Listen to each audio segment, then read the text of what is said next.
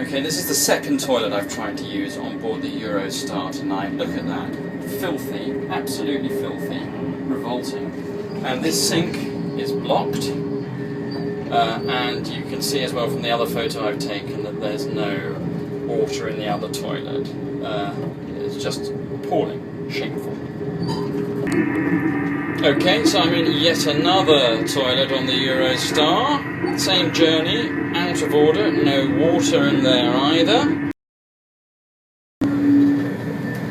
The guard seems to be in his room, but doesn't seem to care.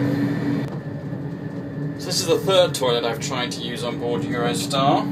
Sans eau, no water, and look, that bin keeps opening up there, that won't seal, that's very nice, isn't it? And there we are.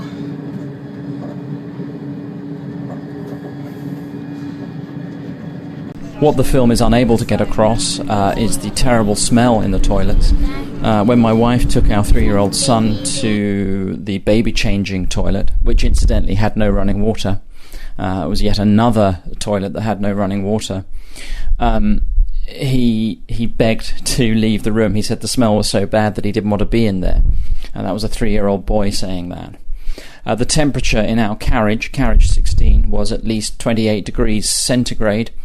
It was unbearably hot. It was stifling for the entire journey. Everybody in the carriage was covered in sweat. There was no acknowledgement by the onboard staff that there was even a problem. I was travelling with 2 young children. There was no acknowledgement that there was a problem. We weren't offered an explanation, and we weren't offered any drinks. Now, I don't know what the rules are governing what the temperature has to be on board a train, but I can't imagine that they would allow temperatures as high as they were. That carriage should not have been in service. My experience on Eurostar travelling from Lille to London on the 3rd of September was appalling.